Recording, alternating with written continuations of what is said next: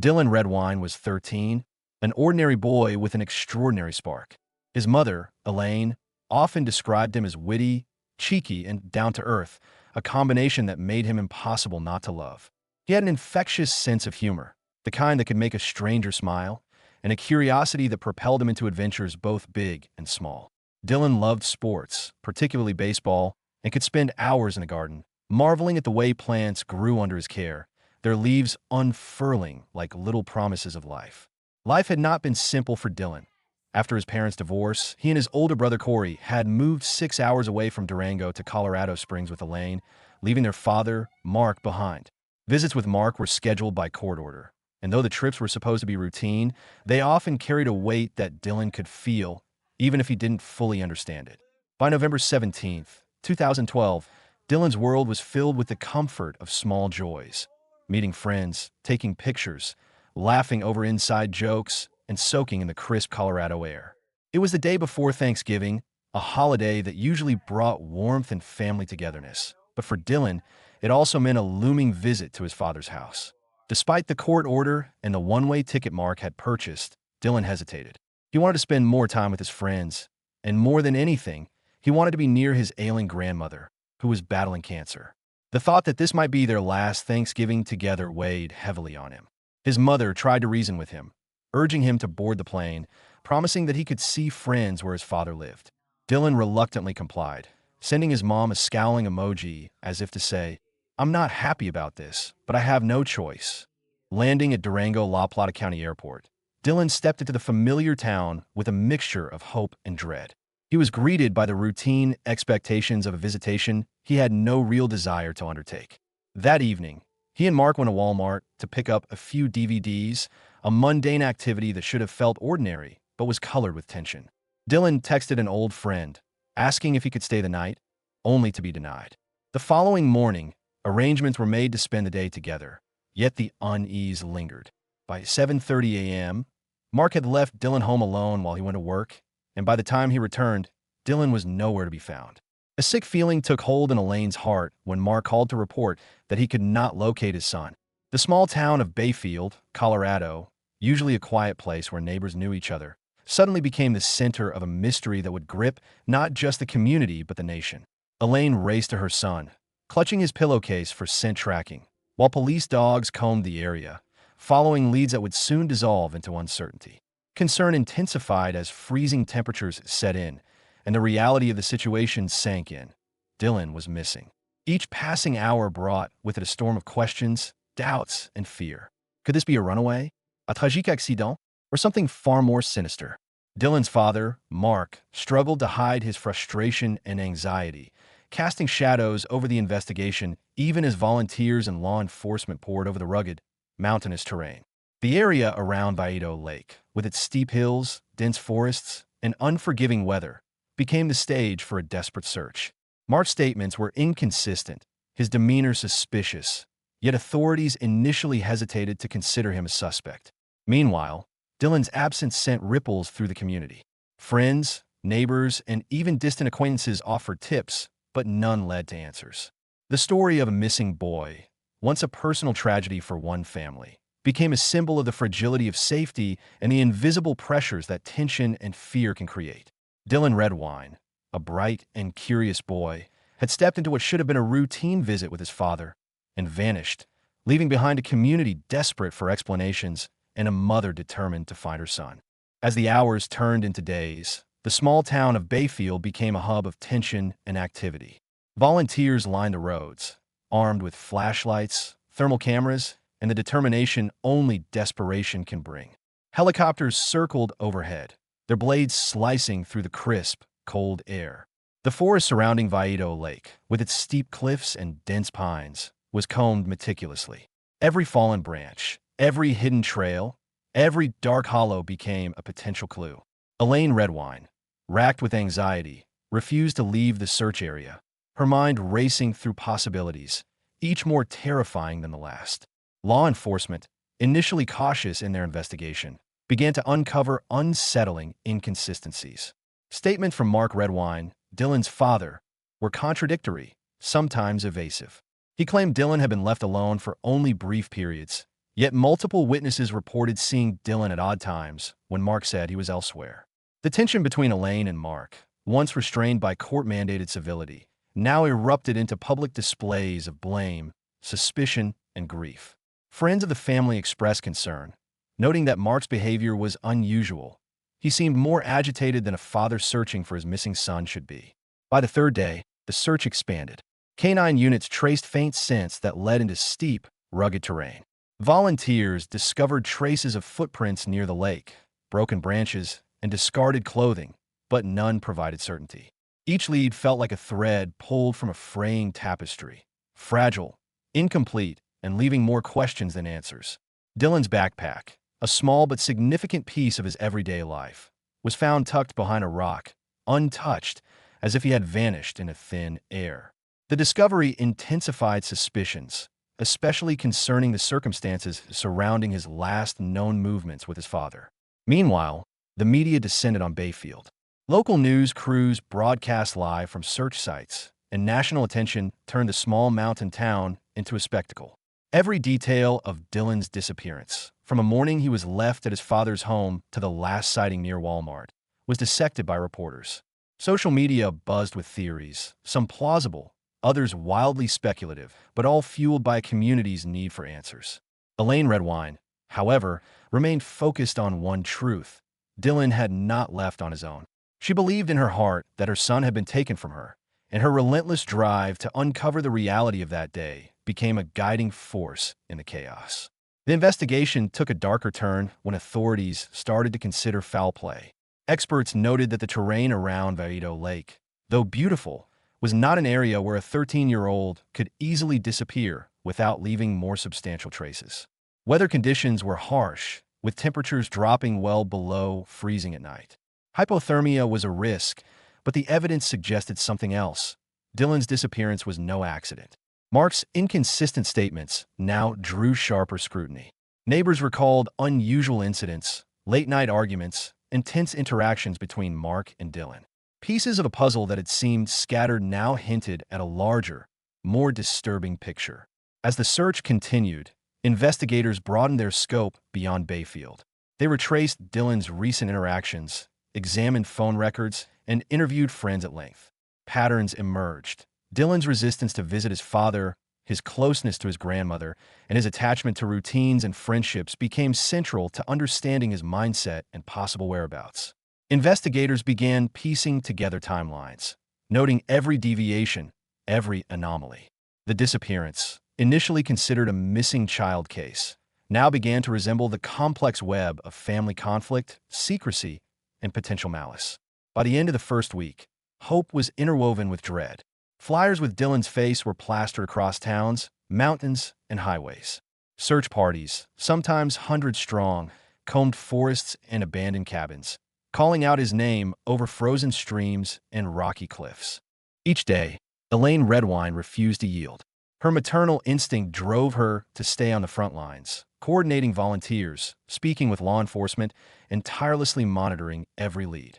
She refused to succumb to despair, even as the chilling possibility that Dylan might not be found alive loomed over her. The small town that once offered comfort now held a grim uncertainty. Neighbors whispered suspicions, friends wrestled with disbelief, and investigators worked tirelessly to untangle the threads of what had happened.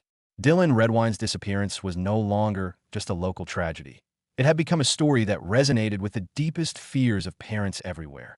The fragility of safety, the unknown depths of human behavior, and the terrifying reality that sometimes the people closest to you could hold the darkest secrets. By the second week, the investigation had escalated into a full-scale operation, drawing in state authorities, forensic specialists, and legal experts. The initial hope of a simple missing child case had given way to a complex investigation that now centered on Dylan's father, Mark Redwine. Authorities noted that the evidence was circumstantial, but the inconsistencies in his statements, combined with the physical evidence from the search site, made him a person of interest. Mark maintained his composure publicly, presenting an image of a grieving parent. Yet privately he struggled to explain every detail under the intense scrutiny of law enforcement. Elaine Redwine, though devastated, became an active participant in shaping the investigation. She provided detailed accounts of Dylan's habits, preferences, and recent behavior. She meticulously documented every interaction her son had with his father, noting times, locations, and Dylan's reactions. Her testimony became crucial in creating a timeline of the day Dylan disappeared. Investigators began to compare these accounts with Mark's statements and with digital records, including phone and GPS data, which revealed subtle discrepancies that could no longer be ignored. As the days unfolded, the forensic team combed through Mark's home and vehicle. Small but critical details emerged. Fingerprints on objects that should have been untouched, traces of materials inconsistent with the family's routine, and items moved or hidden in ways that suggested an attempt to obscure evidence. Investigators also examined Dylan's electronic footprint, text messages, social media interactions, and search history, looking for clues about his mindset and possible communications with his father or others. Every piece of data was analyzed for patterns, inconsistencies, and anomalies that could indicate foul play. The community watched with bated breath as the investigation gained national attention. News outlets broadcast every development, often framing the story around the potential involvement of Dylan's father. Social media was flooded with speculation, support for Elaine, and theories about what might have happened in the remote mountains surrounding Bayfield. Public opinion was divided, but the weight of evidence began to sway sentiment toward suspicion of Mark. Experts in criminal psychology began analyzing the case, noting that the behaviors displayed by Mark, evasiveness, controlled emotion, and deflection of blame, were consistent with certain patterns observed in parental abduction and criminal concealment cases. Meanwhile, search efforts continued, now with more targeted objectives. Investigators revisited previously combed areas, focusing on subtle signs that might have been overlooked. They deployed ground-penetrating radar, canine units trained for human scent, and specialized aerial drones to scan hard-to-reach cliffs and dense forest. The rugged terrain, combined with the harsh weather, made these searches arduous, but persistence paid off. Small, fragmented evidence began to surface. Pieces of clothing, partial footprints, and disturbances in the soil that suggested human activity beyond the expected patterns of child simply wandering. As investigators pieced together the timeline, a troubling pattern emerged. Dylan's reluctance to visit his father, documented interactions with friends, and his mother's protective measures suggested that he might have sensed danger or discomfort. Investigators considered psychological factors, familial dynamics, and prior incidents of tension between father and son.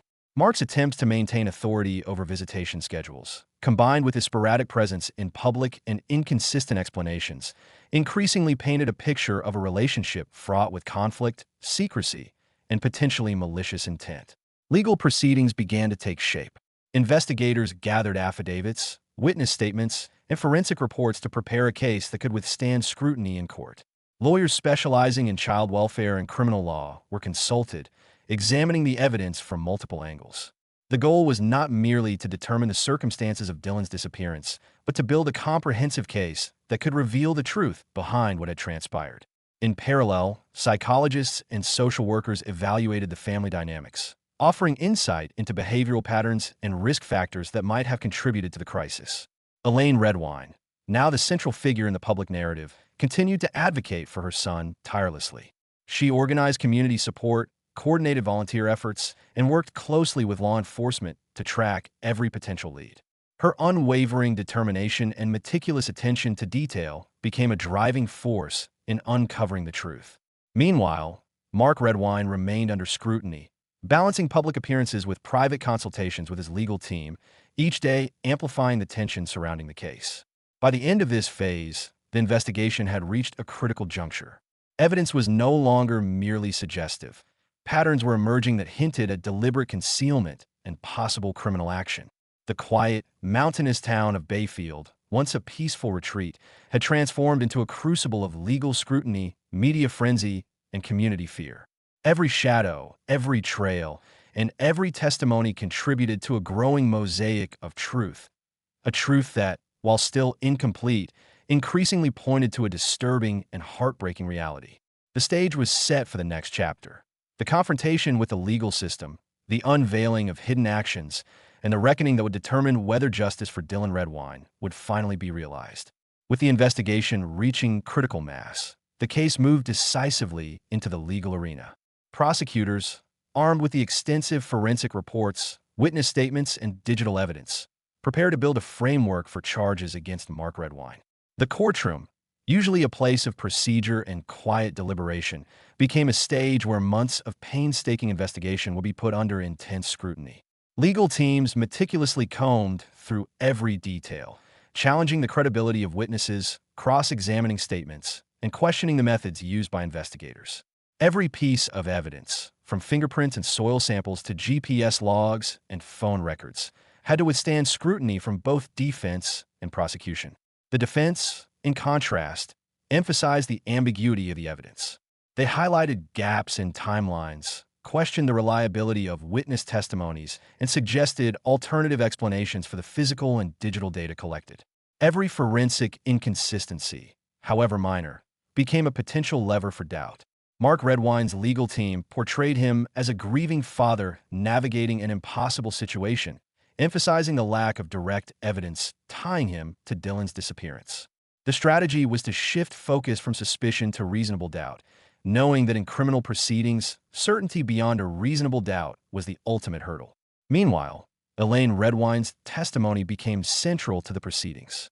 She provided exhaustive details about her son's routines, the tensions surrounding visitation, and the inconsistencies she observed in Mark's behavior. Her recollections, though emotionally charged, were corroborated by friends, family, and school officials. These accounts painted a nuanced picture of Dylan's life. A child increasingly uneasy about visiting his father, exhibiting subtle signs of stress and reluctance, yet still bound by parental obligations. The courtroom became a stage where emotions intertwined with evidence, highlighting the profound human cost behind procedural formalities. As the legal drama unfolded, new forensic insights emerged. Advanced DNA analysis and microscopic soil examinations revealed traces of materials linked to locations Mark had claimed he never visited.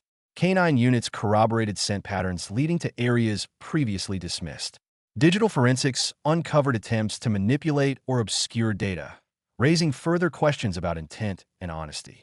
Each revelation intensified scrutiny, forcing both investigators and lawyers to refine timelines and reassess prior conclusions. The investigation was no longer a mere search. It was a complex deconstruction of human behavior, environmental evidence, and psychological dynamics. Media coverage reached unprecedented levels. National outlets and social platforms dissected every courtroom exchange, every legal maneuver, and every minor revelation. Analysts debated the implications of forensic evidence, the reliability of witness accounts, and the broader psychological factors at play.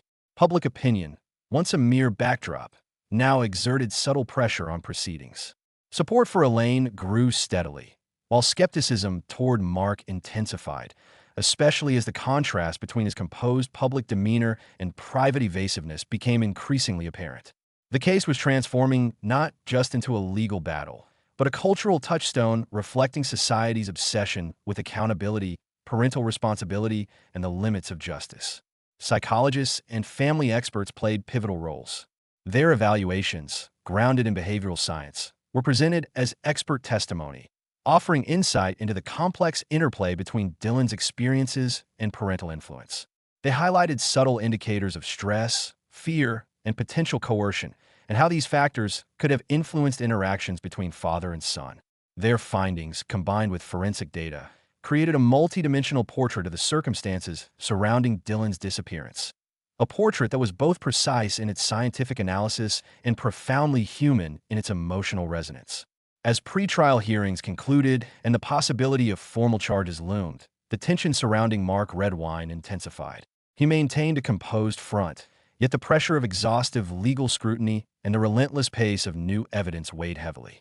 Investigators and attorneys anticipated pivotal courtroom moments, key testimonies that could solidify circumstantial evidence into compelling narrative, forensic findings that might decisively connect Mark to concealed actions, and procedural rulings that could determine the admissibility of critical evidence. Every step carried immense consequence. The stage was now fully set for trial. What began as a missing child investigation had evolved into a complex confrontation between law, evidence, and human behavior. The combination of forensic science, legal strategy, and emotional testimony created a labyrinthine narrative, one that demanded clarity, precision, and patience. The unfolding chapters promised not only to reveal the fate of Dylan Redwine, but also to examine the intricate dynamics of familial relationships, the limits of procedural justice, and the enduring quest for truth in the face of uncertainty. The courtroom was packed, the air thick with anticipation. Months of preparation, investigation, and analysis had led to this defining moment. Prosecutors presented their meticulously organized case, combining forensic evidence, digital traces, witness testimonies, and behavioral analyses to construct a narrative that placed Mark Redwine at the center of Dylan's disappearance. Each piece of evidence, no matter how small, was carefully contextualized to reveal patterns of concealment, misdirection, and potential culpability. The cumulative effect was overwhelming, a web of connections that, while circumstantial, left little room for ambiguity. Defense attorneys, however, were relentless. They scrutinized every forensic report, questioned the methodology of experts, and highlighted inconsistencies or uncertainties. They emphasized that circumstantial evidence, while compelling, was not the same as direct proof. They painted Mark as a father struggling with complex family dynamics, suggesting that miscommunications, rather than malicious intent, had fueled suspicion. Their strategy relied heavily on the legal principle of reasonable doubt, knowing that any unresolved ambiguity could tilt the balance in their client's favor. Witnesses played a pivotal role. Elaine Redwine's testimony was emotionally charged yet precise, recounting the last days she saw Dylan, the child's reluctance to visit his father, and subtle behavioral changes that hinted at distress. Friends, family members, and school personnel corroborated her observations, creating a layered portrait of Dylan's experiences leading up to his disappearance. Experts in child psychology detailed potential emotional impacts, while forensic specialists explained how physical evidence and trace materials connected to key locations and timelines. Together, these voices formed a narrative both scientific and deeply human, showing the interplay of behavior, environment, and circumstance. As the trial progressed, several dramatic revelations emerged. Previously unnoticed digital footprints and communication records suggested deliberate attempts to obscure certain movements and interactions. Forensic evidence, including trace soil, DNA fragments, and scent patterns, aligned in ways that supported investigators' hypotheses. Cross-examination exposed inconsistencies in testimonies and timelines, prompting moments of tension and raised eyebrows in the courtroom. Every exchange, every pause, carried weight, as jurors and observers alike were acutely aware that the stakes extended far beyond legal verdicts. The very perception of justice and accountability was on trial. Outside the courtroom, public interest reached fever pitch. Media outlets and online forums dissected arguments, replayed testimonies, and debated expert interpretations. Social narratives began to shape perceptions, creating a dual reality in which the factual and the interpretive collided. Analysts explored the psychological dimensions of parental conflict, grief, and responsibility, while legal commentators examined the strategic intricacies of the case. The story of Dylan Redwine became a cultural touchstone, sparking broader conversations about child welfare, parental rights, and the interplay between emotion and evidence in high-profile investigations. In the end, the trial underscored a fundamental truth. The search for clarity and justice in cases of disappearance is rarely straightforward. Scientific evidence, witness accounts, and legal arguments each provided fragments of a larger picture, yet uncertainty and ambiguity remained. Even as verdicts were rendered, the deeper questions about motives, missed opportunities, and the intricate dynamics of family relationships lingered. Dylan's story, while legally concluded in certain respects, continued to resonate as a cautionary and profoundly human tale about the fragility of trust, the complexity of truth, and the enduring quest for closure. As the gavel fell and the courtroom emptied, those involved were left to reflect on the profound impact of the events. The investigative rigor that revealed hidden truths, the emotional resilience required to confront unimaginable uncertainty, and the societal awareness prompted by a story that went far beyond individual circumstance. Dylan Redwine's case, tragic and unresolved in many ways, became both a testament to the meticulous pursuit of evidence and a stark reminder of the human cost embedded within legal and familial conflicts. The story concluded legally, but its echoes of grief, mystery, and the enduring pursuit of understanding would persist indefinitely in public consciousness and in the hearts of those who knew him.